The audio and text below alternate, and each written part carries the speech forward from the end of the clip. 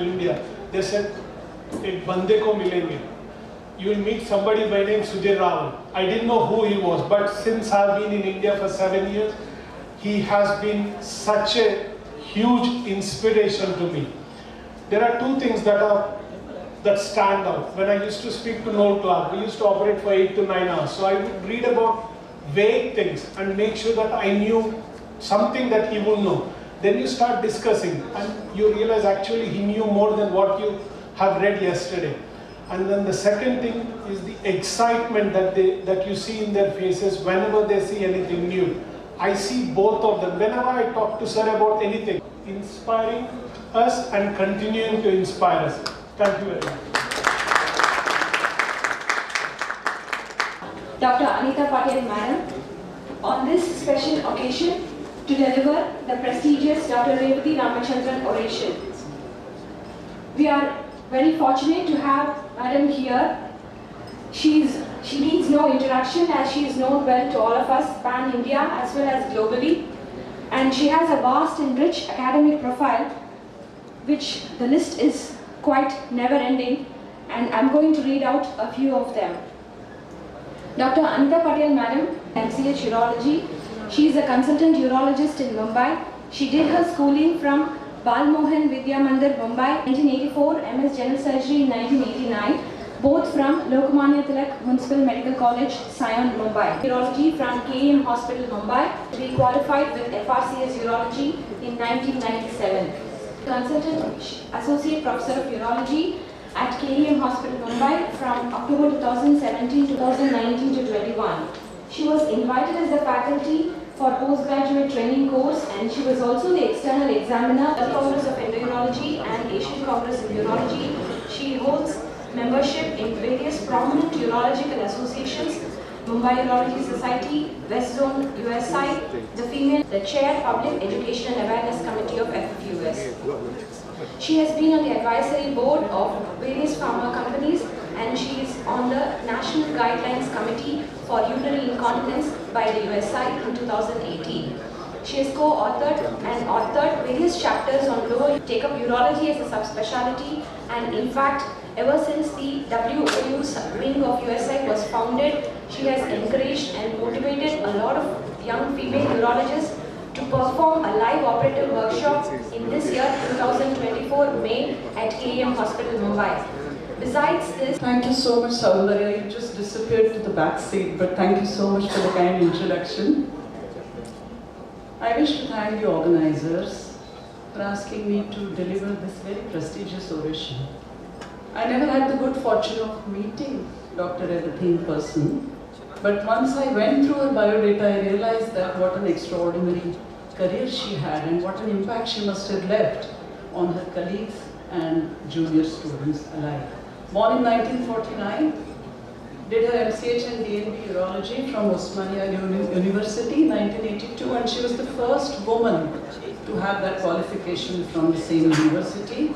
Prior to that, she had already had a full GUC registration in the United Kingdom and had also qualified for the ECFMG, so clearly she had diverse. After retiring from government services, she worked for several years as a consultant urologist with special interest in female urology, transplantation and ESWL, which was the flavor or the technique for dealing with kidney stones in those days. Has important publications to her credit, and I think this biodata is very, very inspiring to me because first of all, she has several firsts to her credit to deliver this prestigious oration, and thank you, Saundarya, again for the introduction. When I was asked to deliver this talk, I asked them what would be the topic.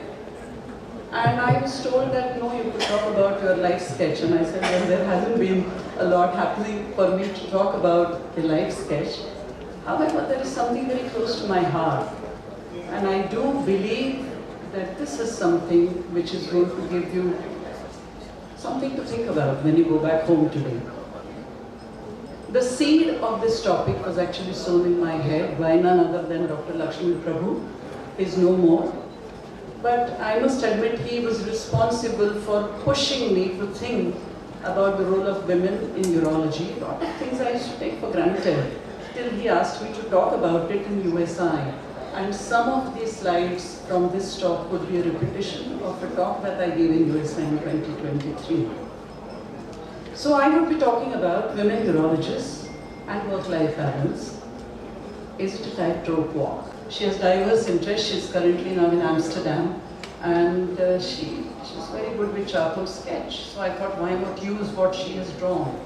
When we talk about work-life balance, the Oxford Dictionary definition is, it refers to the division of one's time and focus between working and family or leisure activities. While it's ideal to have a balance, the lack of that leads to mental and physical stress, burnout, mental illness, early retirement, eventually impacting doctor-patient relationship as well as personal life. Am I talking about it because I'm a urologist? Perhaps yes, because they seem to have statistically the highest rate of burnout. Or maybe I'm talking about it because I'm a woman and a urologist. In this audience, I see very few women.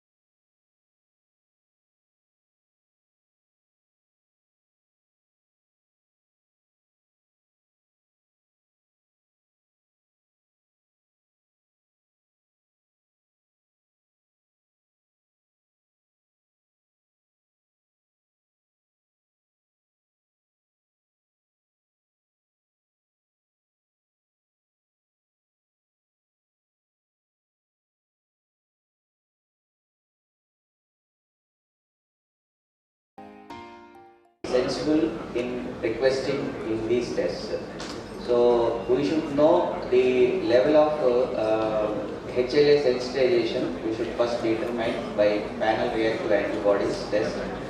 And cross-match against donor antigens can be done in different ways like CDC, flow cross-match or luminance. The clinical significance of the HLA antibodies should be interpreted in this context.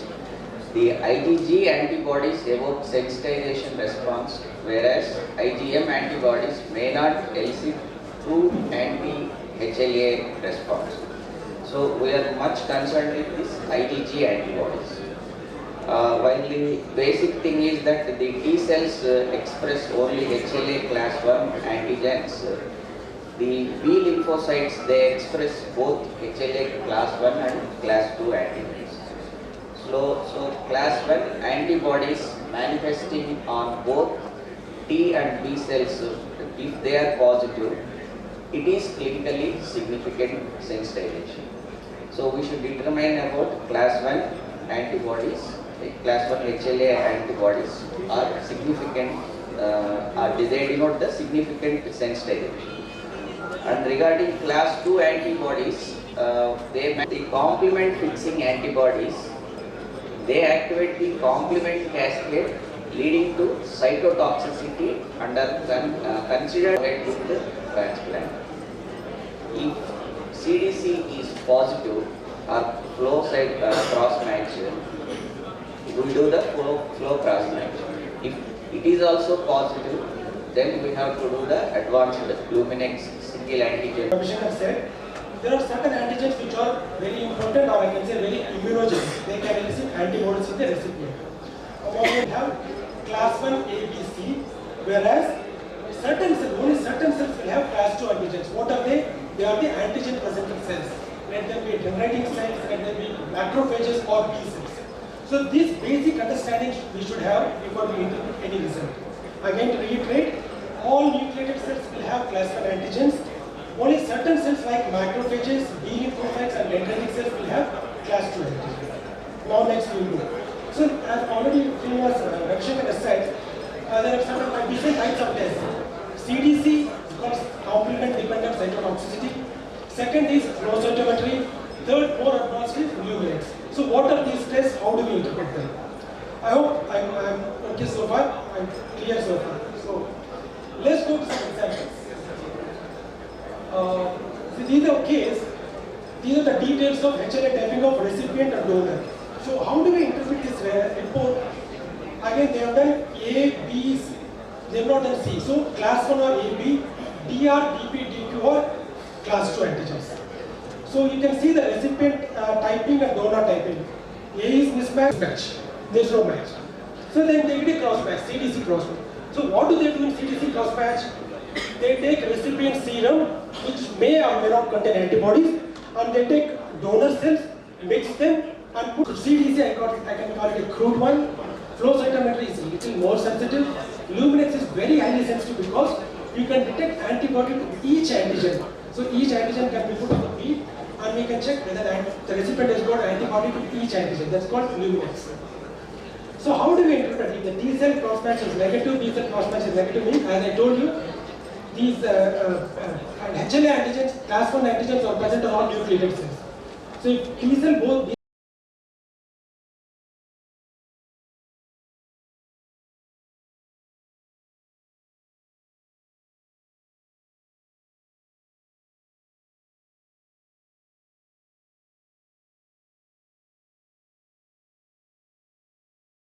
is a patient who underwent local therapy and he fails, he has a biochemical failure and received a PET scan, has high volume disease.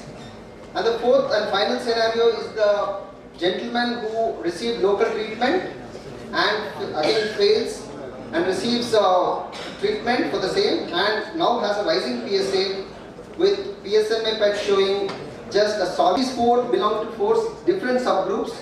So I want you to pay close attention. So we can see the first group, which is 2016, we were taught to use these drugs in metastatic castrate-resistant prostate cancer. But now all these have been promoted to be used in metastatic hormone-sensitive prostate cancer. So what has happened in this just last decade? So this is, we have, like I said, the novel treatments include the abiraterone, which is commonly used, and novel, the next generation AR inhibitors such as enzalutamide, apalutamide and darolutamide, and cytotoxic drug treatments in the form of taxanes and radiopharmaceutical therapy. So these are the completed trials So for the sake of time, instead of putting all the confusing graphs, Kaplan-Meier graphs, I have simplified here. If you can see the last comment alone, all these trials have showed benefit of using abiraterone in both high plus low volume. You can consider ADT plus abiraterone. And the metastasis directed therapy is still in the critical trials, which the ongoing trials might throw light in the near future. Thank you. Okay, to directly compare those. No, it's more of just to say that the higher the volume, the more should be the intensification of treatment. That is the point, rather than saying that exactly is it 56 months or 63 months. And lower the volume, the less should be the treatment. If you look at the next one that are coming on, there is this de-intensification one, wherein continuing on lifelong treatment, you stop when they have responded. So we are still in the intensification phase. If it is high volume, intensify, low volume, intensify, but not significantly. The next step will be, where do we de-intensify? Thanks. Thank you all, thanks for being there. We'll run by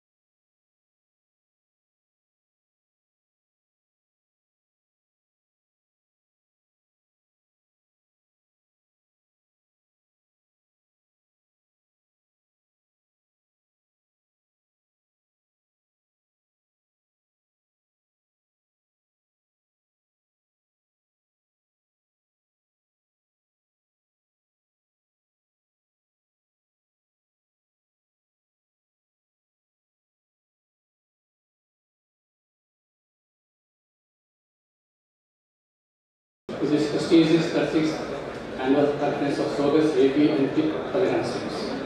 I extend a warm welcome to the esteemed delegates, distinguished speakers, and all the participants who have joined today to exchange their knowledge, their experience, and field of knowledge. This conference gives best opportunity for young urologists and postgraduates in both the states to gain the knowledge and experience of many seniors and scholars. I hope not only this conference will enrich your knowledge in urology, our collective efforts of organizing